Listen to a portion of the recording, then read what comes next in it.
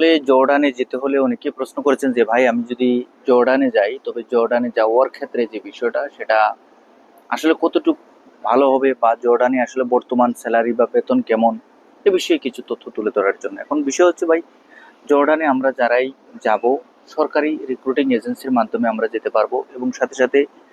আহ, আপনি যদি নিজে কোনো পরিচিত ব্যক্তিবর্গ থেকে থাকে তাহলে আপনি আবেদন করতে পারেন, সেক্ষেত্রে কোনো সমস্যা নেই। আরেকটি বিষয় হচ্ছে দেখেন, যারা জর্ডানে যাচ্ছে বিশেষ করে পোশাক খাতের উপরে যেই এজেন্সিগুলো কাজ করে পোশাক খাতের উপরে, যদি আপনি পোশাক খাতের উপরে অভিজ্ঞতা সম্পন্ন হয়ে থাকেন তাহলে এই পোশাক খাতের উপরে আপনি আহ, যেতে পারেন, তাহলে ভালো একটি সুযোগ সুবিধা পাবেন। সাথে সাথে আরেকটি বিষয় বলে রাখি, যদি আপনার কোনো কোম্পানির মাধ্যমে যেতে চান তাহলে বাংলাদেশ এমপ্লয়মেন্ট সার্ভিসেস বয়সেলের মাধ্যমে আপনি যোগাযোগ করে সরকারিভাবে আপনি যেতে পারেন।